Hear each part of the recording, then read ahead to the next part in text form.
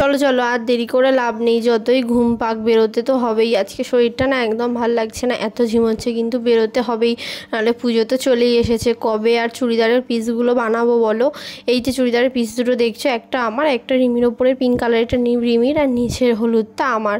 তো এটাই এখন যাব বানাতে দিতে, তাড়াতাড়ি করে যাই। তাই হোক করে রেডি হয়ে এখন বেরিয়ে পড়েছি। নিচে চুলটা বাদ দেও একটু ইচ্ছা করছিল না, যাই তো করে খোপা করে নিয়ে চলে গেছি যাদের বাড়ি বানাবো তাদের বাড়ি। আমার তো মাপ দেওয়া হয়ে গেছে, এবার রিমি দাঁড়িয়েছে, ওর চুড়িদারের মাপটা দিয়েই আমরা এখান থেকে চলে যাব বাড়ি। পরের দিন সকালে ঘুম থেকে উঠে বাড়ির সমস্ত কাজকর্ম সেরে চলে এসেছি এখানে মেডিয়াবুরুজ মার্কেটে।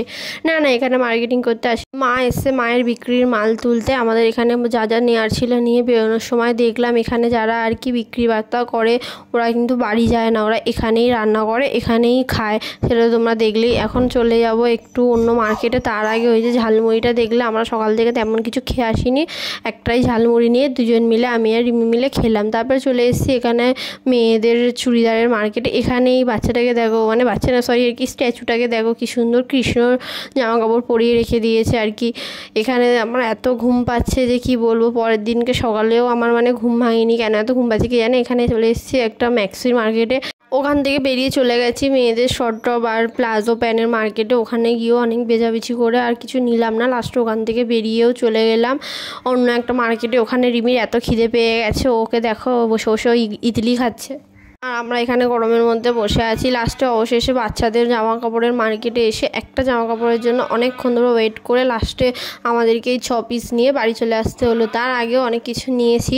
তারপর বাড়ি এসে ওখান থেকে আমরা টোটো ধরে অর্ধেক রাস্তায় এসে আর আমার বরকে বললাম অটোটা নিয়ে একটু এগিয়ে আসছে। ও আমাদেরকে অটোটা নিয়ে বাড়ির সামনে ছেড়ে দিল। অটোটাকে পিছনে রেখে এখন আমরা যাচ্ছি বাড়ির দিকে। ও দেখো ভারী ব্যাগটাও কিন্তু একাই তুলে নিয়েছে। এদিকে দেখো আমাদের তক্তপোষের নিচে এই পুচকু বিড়াল দুটো হয়েছে। এতদিন গার্লফ্রেন্ডকে ছেড়ে দিয়ে আসতো বাড়ি যাওয়ার জন্য, এখন বউকে ছেড়ে দিয়ে আসতো বাপের বাড়ি যাওয়ার জন্য।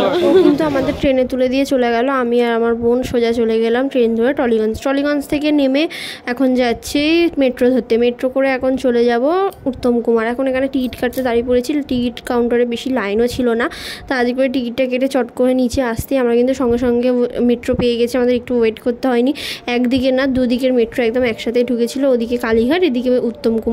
বাইরে এত গরমের মধ্যে মেট্রোতে উঠে তো আমার মনে হচ্ছিলো যেন আমি ঘুমিয়েই পড়ি ওই ঠান্ডা এসির মধ্যে, কিন্তু ওখানে ঘুমালে হবে না, আমাকে বাড়ি যেতে হবে। তারপর আমরা নেমে সোজা চলে গেলাম সোদপুরের অটো ধরতে। অটো স্ট্যান্ডে এসেও আমাদের ভাগ্যটা ভালো ছিল, কারণ ওই টাইমটা অফিস থেকে ফেরার টাইম ছিল, ওই জন্য ওই টাইমটা প্রচণ্ড লাইন থাকে।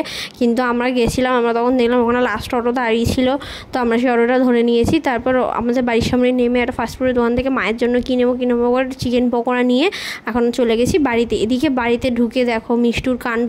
ও যেই একটু গেটের আওয়াজ পেয়েছে ও বুঝে গেছে ওরই কেউ আসছে। আর ও না আমার গায়ের গন্ধ খুব ভালো চেনে, জানো তো। ও বুঝতে পেরেছে আমি এসছি, ও চিৎকার করে সারা বাড়ি পুরো মাত করে ফেলেছে। ও কিন্তু বুঝতেই পেরেছে যে আমি এসে, যাই হোক ওর গলায় দেখো যে জায়গাটা বেল্ট টাকা, ওকে যেহেতু আমি ছোটোবেলা থেকে বেল্টের অভ্যেস করেনি, ওর ওইখানটা কী হয়েছে কি করে করেছে কে জানে, পুরো গোটা গলা রাউন্ড করে কীরকম কী সব উঠে গেছে। ও ওই জায়গাটা নখ দিয়ে চুলকে আরও ঘা করে ফেলেছে, এত গন্ধ ছিল যে কি বলবো। যাই হোক মা ওকে তবু ট্রিটমেন্টে রেখেছে। আমি তো বাড়িতে এসেই ঠিক করেছি ওকে কাল থেকে আমি যতদিন আছি রোজ ওর গায়ে ওখানে হলুদ লাগিয়ে দেবো, হলুদ লাগিয়ে দিলে ওখানটা ঠিক হয়ে যায়। ফাইনালি বাড়ি চলে এসেছি। গরম আর এদিকে এইটাকে দেখো, ওকে মানে কি বলবো এসে মানে ওকে যখন খুলে দেওয়া যেতে পারে ও আমাকে ছিঁড়ে খেয়ে নেবে, কিন্তু ওটি হচ্ছে না। একটুখানি ছিললে নিয়েছি, একটু আদর করে নিয়েছি, ব্যাস দি এন্ড। চলো টাটা। গোটা ভিডিওটা কেমন লাগলো কমেন্টে জানিও, বাই।